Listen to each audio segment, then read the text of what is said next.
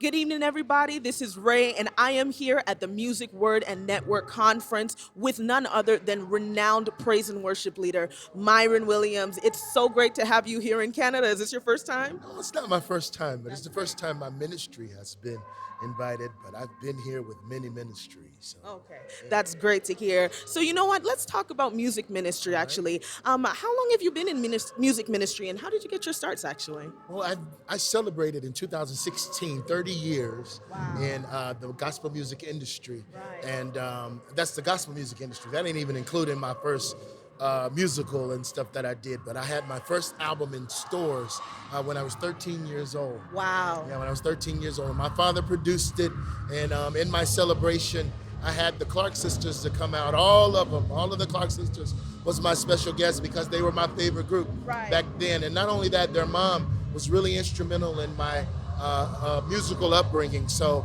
I'm excited about being able to serve that long. You know, it's a blessing to be relevant 30 years later after you started, you know. So, Definitely. So let's actually talk about, influences that you've had. So you just talked about your father and, having great influences around you. How has that actually shaped your ministry? well, my father was our minister of music at our church, and we had a group called the Williams Singers that we would stair step, my brother and I and my sister. And when we were younger, he would wake us up out of our sleep because he wrote music and he would say, Wow. "Come here, soprano, alto, and tenor." And we would Nice. sing the parts. We had a group called the Williams Singers. But my father played, and it was sometimes the music that he played didn't sound like the music was supposed to sound. So it was my inspiration to actually learn how the music went. Right. And I began to compete with my father in a good way. Yes. You know, he would say he was playing it right, and then I would come back and say, "But Dad, this is how it goes." Nice. And he would say, "No, that ain't how it go." But at the end of the day, he was teaching me how to stay engaged in music. Yeah. And so my father was a major influence. Dr. Maddie Moss Clark, Yes. the mother of the Clark sisters, very influential in my younger upbringing. And, Right. you know, even down to the point to when I used to minister, she would take the mic and pull it down and tell me, "Hey, you're not the leader, you're with a choir. Yes. The director is the one that tells everybody to clap.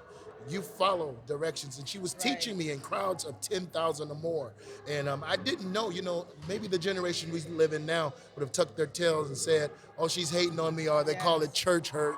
But at the end of the day, she was training me to be a leader. Yes. And here I am, some 30 years later, Yes. been the minister of music at my church for 23 years. Wow. Yeah, this current position that I hold Yes. under the leadership of Bishop Richard E. Young, Yes. soon to be pastor Bishop Marvin Sapp. So, Wow. you know, we've been doing this thing for some time.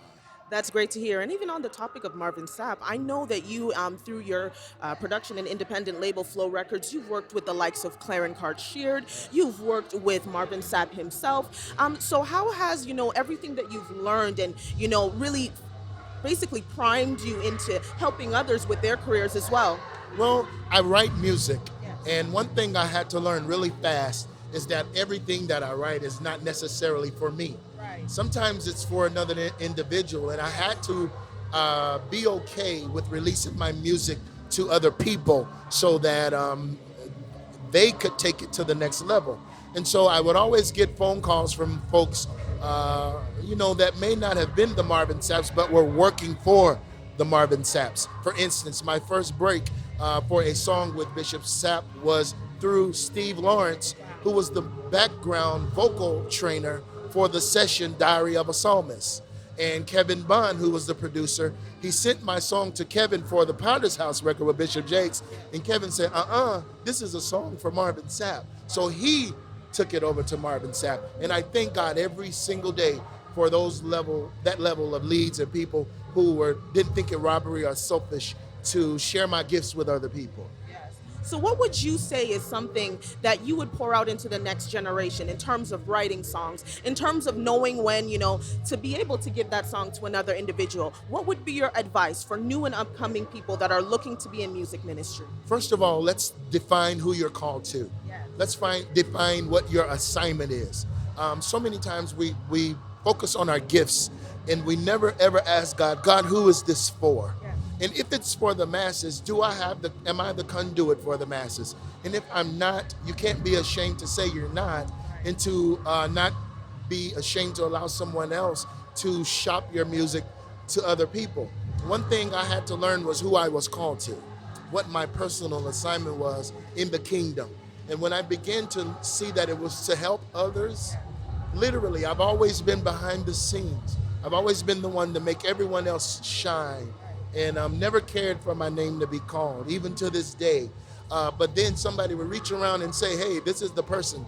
Shake me out and say, this is the person behind this entire thing. I never forget the time I actually produced Juanita Bynum's piece of my passion project, and it went platinum. I mean, double platinum. And so I was a behind the scenes guy, but she turned around and flapped me out and said, hey, I'm going to produce you now. And my Made to Worship album was what came out of that. So at the end of the day, know your assignment.